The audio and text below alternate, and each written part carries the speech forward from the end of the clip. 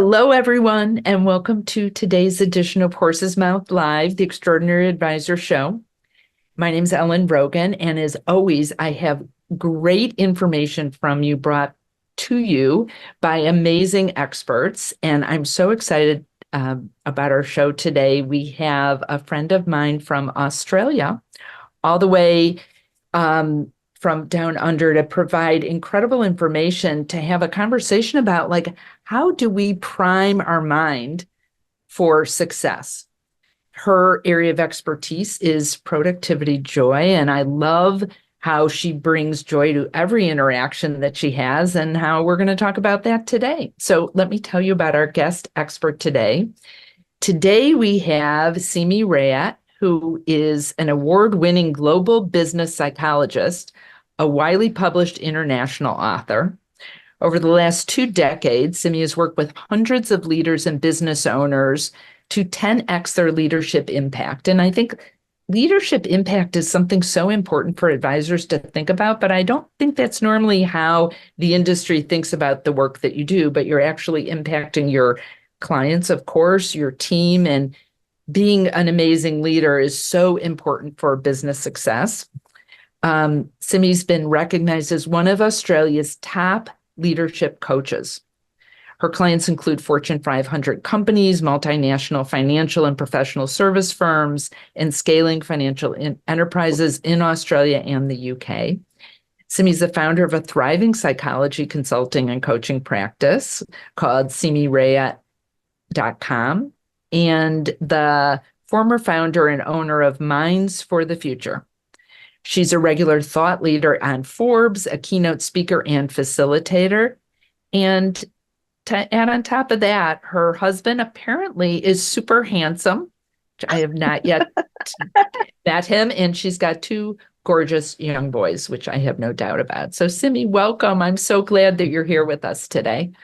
Oh, thank you, Ellen. It's so wonderful to be here with you. And what a beautiful introduction. Thank you so much.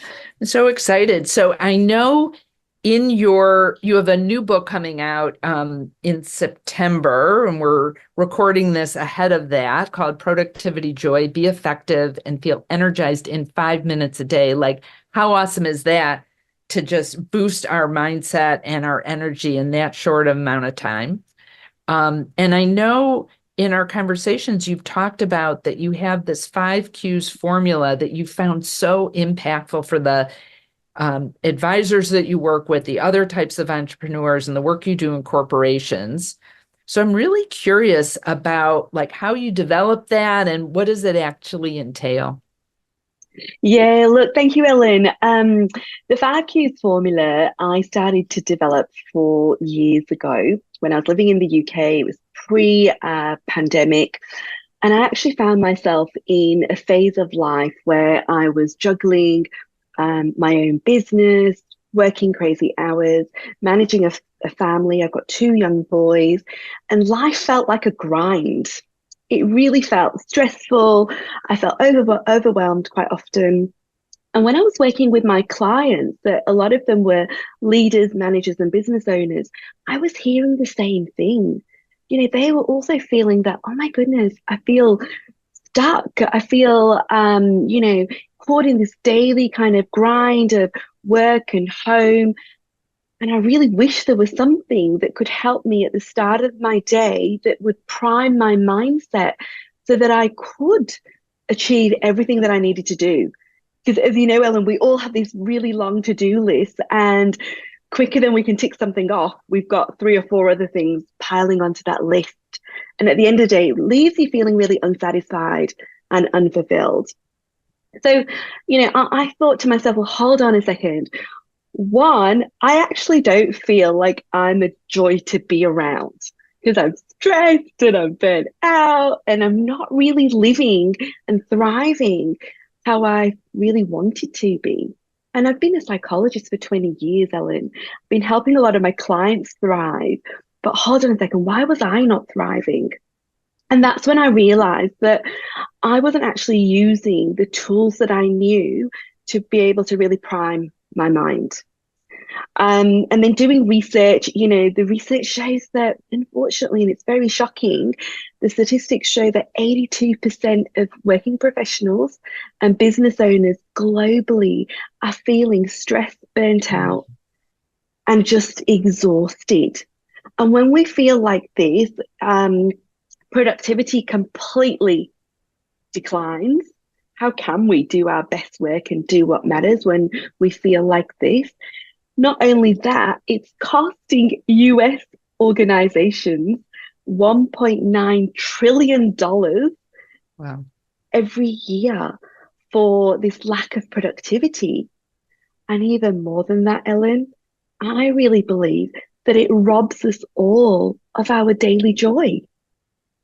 So this is why I thought, well, actually, I've got to use my experience, um, my insights, and what can I develop to really help people prime themselves at the start of their day. And that's why I developed the 5 Qs formula. So you were talking about 82% of workers, did you say experience stress? What was the? Are currently experiencing stress, burnout, and are at risk of decline well-being. Yeah. So there was a statistic I saw right near the start of the pandemic where advisors, financial advisors, have 43% more stress than the regular population. So even though many of our listeners are self-employed and you think, oh, they have a little bit more flex, that's not necessarily the case. So can you share with us the 5 Qs? And then we can maybe talk about how advisors can use this in their to boost their productivity and joy. Yeah, absolutely. So the book Productivity Joy goes into detail on each of the steps of the 5 Qs formula. But I think it's really helpful. I want as many people to know about the 5 Qs formula so they can start applying it. And the way that I've developed it is for it to be really practical and accessible. It's backed by psychological science, and there's a lot of research behind the 5 Qs formula. But when clients have used the 5 Qs formula, they've really felt and have shared with me that it's made them feel so much more intentional. It's helped them get more done each day, but not just get more done, but really what matters. And, and then able to kind of leave the rest that doesn't matter, that doesn't really move the dial for them. And then also it really helps them be more present and connected. And I think that's the beauty of it, Ellen, is the sense that, whoever you engage with, whether it's your customers, your stakeholders, your clients, your family and your loved ones, your friends, if we're able to be so much more intentional and connected in each of those interactions, the impact that we can have and how we leave others feeling is just magical. And that's where I get really, really excited about the 5 Qs formula. So I'm happy to share, the very kind of high level, because I think it's really important for people to understand the research, to understand how the questions specifically work, so that they can then start applying it at the start of their day. Right. Oh, and the beauty is, Ellen, it only takes 5 minutes to go through the formula at the start of your day. And a great way to remember the 5 questions is through the acronym PRIME. So the 5 steps are, the P is we start with pinpointing what our emotions are and our feelings. The premise behind this is at the start of the day, like, we are emotional beings. We like to think, especially as financial advisors, that we're really logical and we're rational, but we are just essentially all full of energy. And if we're not connecting with our emotions and our feelings at the start of the day, it's very easy for us to, sorry, my little person is here. We have a guest. Right. We have a guest with our guest, a cameo appearance. So yes, in the start of the day, if we're not connecting with our emotions, those emotions will surface throughout our day in our interactions with our clients and who we're engaging with. So really important to pinpoint what you're feeling, and I give a tool to help you take your emotional temperature at the Mm, start of the day. cool. The R is for recognizing gratitude. Now, when we recognize gratitude, we actually increase our dopamine levels and serotonin levels in our brain. We change our brain chemistry. And the research shows that even if we spend just a short amount, it could be even as little as 2 minutes a day, recognizing gratitude. Now, Ellen, I don't mean that, it's writing down the things that you're grateful for. The research and how we've developed the formula is asking very specifically for you to think about who in your life are you grateful for, because they inspire you to be a better version of yourself. So, for example, it might be a client that you're working with, and they could be so you know, complimentary with their feedback on the service that you've offered, or how much you've helped their family, have opportunities to increase their wealth and live life to really a high level of fulfillment. Who are those people that you're grateful for because they help you be a better version of yourself and help you be a better advisor? So that's the R around recognizing gratitude. The I is identifying what are the things in your environment that are working well and what are the things that could be working better. Now, at the start of the day, if we can just be really real with ourselves, this is so important because there'll be just small things in your environment. It might be that you manage to have a really good night's sleep. I would love to And imagine that. being a mum of two young kids, Ellen, I'm the same. If we can just, be grateful for just even those small micro things in our start of our day, what it does is it primes your brain to look for even more of those small things. Often we're so busy to even, notice the roses, let alone smell them. Mm. So this part of the question, part of the formula really helps you just even pinpoint and identify just one or two things that are working well and that also could be working better for you. Because we've got to be real. We don't always, well, very often we don't live in an ideal environment. And especially as business owners, not everything goes to plan. We don't always have all the resources and the team and the support around us. But if we can just start to be grateful and recognize what could be working better.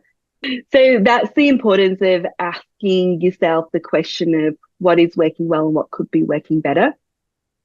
Then let's move on to the M in the prime. The M is really, let's say, bye to making long lists. No one wants to have a long to-do list. It just feels yuck and whoa. The M helps you really focus on what are the 3 things that will help you have the biggest impact in your day. And identifying what those 3 key things are that you're going to focus on helps to keep you really focused, intentional. And when you've done those 3 things, let everything else go. You've done your thing. You've done your thing for the day. Why do we need to keep going? And if we think about it, if we're working a 5-day week, we're doing 3 high impact things in a day, 15 things we've achieved in a week, 60 things in a month. So this is a really good way just to really simplify what we need to focus on each day. And then the E, Ellen, is all about envisioning how we want to show up, because the key really here is to think about, well, what is the energy that we want to bring to our day? Because quite often people get to experience your energy before they get to even relate to or connect with what you say. We have these emotion energy detectors. We all do. So being able to really think about how you want to show up for the day really helps you set that intention And, that's the five cues. Asking and responding to those questions each day at the start of your day helps you be effective and feel energized. That's so great. And I know that many of the advisors that I coach and work with before, or been through my master classes before we start working together, the first thing they do to start their day is this, or they'll turn on the Yeah. news. And why is that not a good? I held up, for those of you just listening, I held up my phone. Why is that, from your research, like not necessarily the best way to start your day? So if we think about it, our brains are the most malleable in the morning, at the start of the day. It's such a prime opportunity to really set your focus and what your brain is going to attend to. If we miss that opportunity by, reaching out for our phones, we're really open to whatever comes up on our feed. And I like to think of it that actually we're just giving our influence and our power away at the start of the day. And so I encourage my clients to, and I do this as well, leave your phone in a separate room at night. So it's away from you, it's physically away from you, out of sight, out of mind. I know many of us use our phones for our alarm clocks. But, even if it means just getting a digital alarm clock or something else that will wake you up in the morning that's other than your phone, can be really, really helpful, because then you can actually really prime your brain at the start of the day before it is influenced and shaped very unconsciously when we are scrolling randomly through our phones. Yeah, I'm a fan of that recommendation, because I know a few times I'm a big meditator in the morning. I'm very Yeah, deliberate about how I start my day and kind of possessive about it. But a couple that's great. times, if all of a sudden I'll get up and meditate and not get out of bed and start looking at my emails, I can feel almost like things shutting down or Yes. contracting versus how I felt right before that. So it's never a helpful thing for me to do. So this idea of priming your mind for peak performance, I think you've alluded to why, through the research, why gratitude, or in checking in on our feelings, or envisioning how we want to, we want our energy to be during the day, which I absolutely love that. I don't think advisors think that much about the energy they're showing up with, but whenever we talk about that, they're like, oh yeah, like this is how I want to. Yeah. It's not hard for them to think about how they'd like to show up, but I don't think they think about it much. But Yeah. so for business performance and relationships with clients and your team, why is this so important, Simi? It's hugely important because at the end of the day, people connect with people. People do business with people that they know, like, and trust. And priming your mindset really enables you to be present, to be that best version of you, bring your best energy, and come with real intention and deliberate focus. And this is so critical in any business interaction. At the end of the day, for clients to trust their advisors, they need to know, one, that their advisors are real and authentic, that they're being themselves, that they have their interests at heart, they have their best interests, that they care. So how can we be empathetic to others when we haven't really taken care of our own selves?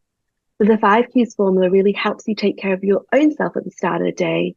And then thirdly, by being present and priming your brain, you're able to really just be in that moment and share what's of relevance and communicate in a way which really connects with the person in front of you. I also am hearing that this being present and being able to connect is some ways is about kind of quieting our own chatter, chatter, chatter, so you can actually hear what the other person's saying, and know when to be like to raise your empathy because you're being able to key in with them versus just on yourself. Is that something you've experienced as well, Simi? Absolutely, Ellen. You're so right. It is about, how can we really truly be there for others and bring joy to others, bring, real impact to others and help others. If at the start of the day, we've not been able to do that for ourselves. So this is a, very accessible and practical way to take care of yourself first, Mm. to prime your mind, take care of your well-being, allow you in the best way possible to be as effective as you can. And then in that way, you can have more of a ripple effect to everyone else that you interact with. Yeah. How beautiful to even have that intention to be able to bring joy to the people around you. And this seems so obvious, and yet advisors will tell me, oh, I have a hard time keeping good staff. And because if you're not focused on bringing joy and making it a lovely place for the people around you, they might not want to be around you. And it seems to me such a logical but deliberate way to build better relationships, which of course are going to lead to more referrals and more income for you. Absolutely. And, when we talk about being a joy to work for and do business with, essentially what it really comes down to, Ellen, is helping people feel seen, heard, recognized, and valued. Mm. And when people feel like this, because we all have this human need to feel that we're significant. And if we're able to, one, do that for ourselves at the start of the day by going through the prime formula, the 5 Qs formula, but if we're then able to do that for those around us, essentially what we're doing is we are helping others experience themselves in the best way possible. And that's why they then perceive you to be a joy, to be around, do business with, and to work with. Cool. So can you give a couple tips? I heard so far, like even just focusing for a couple minutes on the people that you're grateful for in your life. Can you give us a few other tips to put into practice right away to start to grow our muscles, to prime our minds? Love that question. Look, I think the really key one is to be checking in at the start of the day with your emotional temperature. Mm. What are your emotions that you're feeling this morning?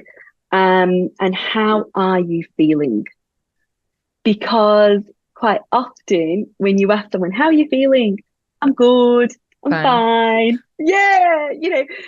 Let's get more explicit about, how are we feeling? Because the more we can connect with how we're feeling, I'm not asking you at the start of the day to question why you're feeling that way and try and resolve it. All your brain really needs, and your body, is the acknowledgement. Just like a child, when they're wanting our attention, is, trying to get our attention in different ways. All they essentially want is to be acknowledged. Mm. To know that we've seen them, we hear them, and that's fine. It's the same thing with our emotions and feelings. As soon as we do that, you'll be surprised, but whatever feeling and emotion you're experiencing at that time, it will just settle. It won't resurface or kind of pop up in another point in the day. It may do if they're very strong feelings, but I would then recommend allow yourself, a time in the day. I call it a worry time. Maybe 7 o'clock in the evening, 8 o'clock, not just before you go to bed, avoid that time, but just, 10 minutes of worry time where you know that if those feelings are still, there for you, they're still present, maybe you need to spend a little bit of time just to focus on them. But you can do that in your worry time. In that way, you can then focus on everything else you need to that day. Mm. There's just some strategies that will help you hack the way your brain works. The more that we know these hacks, the more we can just manage our brain and prime our brain in the right way. Okay, one last thought you want to leave us with, one last either tip or thing to remember that maybe we've talked about or maybe you haven't shared yet, Simi. Look, I think that the biggest thing I would say is life's too short for us just to be surviving. This is why I'm on a mission, Ellen, to help 5 million people, 5 million busy professionals globally move from that state of surviving that I was 4 years ago to thriving. Because in this way, we can all experience doing more of what matters to us and less of the stuff that doesn't. We can magnify our joy, and essentially we can all be 5% more awesome each day. And I think the ripple effect of that is so, so exciting. And this is how collectively we can elevate humanity. Oh, I love that. Okay, I'm in 5% more awesome every single day. That should be a t-shirt. Be I love 5% that. more awesome today. That's really cool. Simi, besides getting your book when it's out, which I'll be reminding people about, the Productivity Joy book, how else can people, if they want to follow you or be in touch, bring you over to the US to speak? Like that would be awesome, right? Would love Um, that. yeah. Yeah. How can they be in touch with you? Yeah, look, I'm on all socials, so LinkedIn, Instagram, YouTube, and feel free to reach out directly to me through my website at simirayat.com. And we've got resources and tools on the website as well, articles, podcast episodes. My aim is really to help as many business owners and leaders elevate their leadership impact. So, yeah, please feel free to get in touch. Great. So please do that. And for those of you that are spelling challenged like me, it's Simi, Simi, Rayat, Rayat.com. And we'll put links to that in our show notes here. And thank you, Simi. So grateful you've spent this time with me today. Thank you, Ellen. It's been wonderful. Thank you so Yeah. much. And for all of you listening and watching, thank you for being here. Again, my name is Ellen Rogin. You can learn more about me at ellenrogin.com / oh, no, you can learn more about me at ellenrogin.com. If you want to download my special report, What Extraordinary Advisors Know That Others Don't, you can go to ellenrogin.com / horse's mouth. And if you're really interested in being a more extraordinary advisor, we are bringing the Extraordinary Advisor Masterclass back to Horse's Mouth, and you can learn more about that at horsesmouth.com / masterclass. And we're going to cover topics like how to communicate with more impact with your clients and how to be more clear on your goals, how to separate yourself from the crowd and talk about your superpower and all sorts of other really great topics. I'd love to talk to you about that if that's something you're interested in. And the question to ponder today is, how are you going to be 5% more awesome today? And remember, be great and create great.